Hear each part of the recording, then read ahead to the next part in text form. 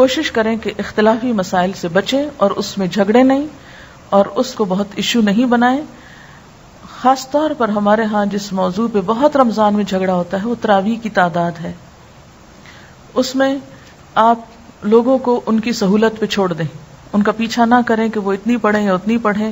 یہ ایسی چیزیں نہیں ہیں کہ جس پر ہم آپس میں دل برے کریں اور مسلمانوں کی اجتماعیت میں خلل آئے اور ایک دوسرے پر حرف اٹھائیں, کیونکہ یہ تقویٰ کے خلاف ہے.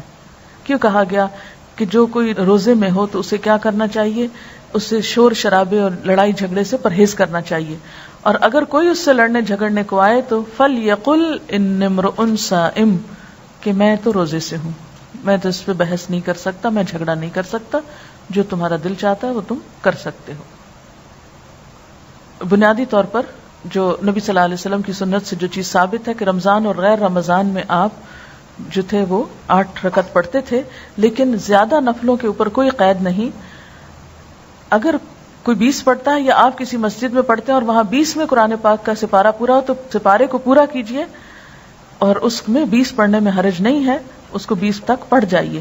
یعنی یہ ایسی چیزوں میں سے نہیں ہے کہ جو حرام حلال کے دائرے میں آتی ہیں یا نعوذ باللہ کسی بدعت اور اس میں آتی ہیں. اس میں بنیادی طور پر بات یہ ہے, صرف اتنا سا فرق ہے کہ بعض لوگوں کے نزدیک نبی صلی اللہ علیہ وسلم کی سنت 8 ہی تھی, اور اگر کوئی زیادہ پڑھنا چاہے تو اس پر کوئی اعتراض نہیں. تو اس میں یہ ہے کہ اگر آپ کسی ایسی مسجد میں ہیں کہ جہاں پر 8 پڑھ رہے ہیں اور سپارہ وہاں مکمل ہو گیا ہے, تو اس میں آپ یہ نہ سمجھے کہ ہم گناہگار ہو رہے ہیں. ان میں کیا ہوتا ہے کہ قیام لمبا ہو جاتا ہے. نبی صلی اللہ علیہ وسلم کے زمانے میں یہ قیام اللیل ہی تھا, یعنی رات کی نماز تھی. اور تراویح اس لیے کہتے ہیں کہ جب حضرت عمر رضی اللہ عنہ نے اس کی باقاعدہ جماعت کا آغاز کیا تو پھر 4 رکعت کے بعد لوگ تھوڑا سا آرام کرتے تھے. آرام سے مراد یہ کہ تھوڑا سانس لیتے, پھر اس کے بعد 4 اور پھر 4, تو اس لیے اس کا نام تراویح پڑا, یعنی وہ نماز جو تھوڑے تھوڑے وقفوں کے ساتھ ادا کی جاتی ہے. اور یہ نبی صلی اللہ علیہ وسلم کے قول اور فعل دونوں سے ثابت ہے. آپ اپنے صحابہ کو قیام رمضان کی ترغیب دیتے. تراویح جماعت کے ساتھ پڑھنا زیادہ افضل ہے. آپ نے اپنے گھر والوں اور بیویوں کو بھی تراویح کی جماعت میں شریک کیا اور طویل قیام کیا, خصوصاً آخری عشرے میں رات کے قیام کے لیے جگایا. حضرت ابو ذر فرماتے ہیں کہ ہم نے رسول اللہ صلی اللہ علیہ وسلم کے ساتھ روزے رکھے. آپ نے 23ویں رات تک ہمارے ساتھ رات کی نماز نہیں پڑھی, پھر 23ویں رات کو ہمیں لے کر کھڑے ہوئے, یہاں تک کہ 1/3 رات گزر گئی, 1/3, اتنا لمبا قیام کیا. پھر 24ویں رات کو نماز نہیں پڑھائی, لیکن 25ویں رات کو آدھی رات تک نماز تراویح پڑھے, پہلے سے بھی زیادہ لمبا. ہم نے عرض کیا, یا رسول اللہ صلی اللہ علیہ وسلم, ہماری آرزو تھی کہ آپ باقی رات بھی ہمارے ساتھ نوافل پڑھتے. آپ صلی اللہ علیہ وسلم نے فرمایا, جو شخص امام کے ساتھ اس کے فارغ ہونے تک نماز میں شریک رہا اس کے لیے پوری رات کا قیام لکھ دیا گیا. یعنی آدھے میں نماز چھوڑ کے نہ آ جائے, انسان اینڈ تک ساتھ رہے.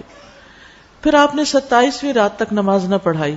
27ویں رات کو پھر کھڑے ہوئے اور ہمارے ساتھ اپنے گھر والوں اور عورتوں کو بھی بلایا, یہاں تک کہ ہمیں اندیشہ ہوا کہ فلاح کا وقت نہ نکل جائے. راوی کہتے ہیں میں نے ابو ذر سے پوچھا فلاح کیا ہے, تو انہوں نے کہا سحری کا وقت. یعنی اس سے اندازہ لگا سکتے ہیں کہ اس نماز کا پھر کتنا وقت ہو سکتا ہے.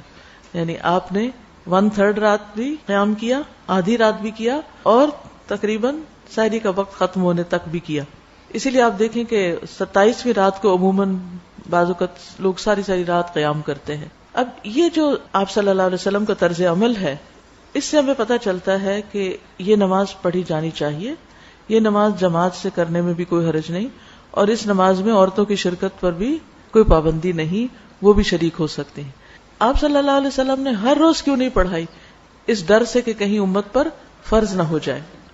تراویح سے پہلے ان آیات کا ترجمہ پڑھ کر جائیں جو امام پڑھنے جا رہا ہو, یعنی جو سپارہ ہو اگلے دن کا اس کو ذرا ایک دفعہ دیکھ لیں کہ کیا آج پڑھا جائے گا, تاکہ خشوع و خضوع قائم رہے. نمازوں میں صرف نوافل کی تعداد پر نہیں بلکہ دل کی کیفیت اور خشوع پر بھی خاص توجہ دیں. یعنی صرف نمبر آف رکعت کے اوپر نہیں جائیں بلکہ یہ بھی دیکھیں کہ ان کی کوالٹی کیا ہے, کیونکہ نبی صلی اللہ علیہ وسلم رمضان اور رمضان کے علاوہ 8 رکعت پڑھتے تھے. حضرت عائشہ کہتی ہیں تم نہیں جانتے کہ ان کا طول اور ان کا حسن کیا تھا, یعنی وہ رکعتیں کتنی خوبصورت اور کتنی لمبی ہوتی تھی.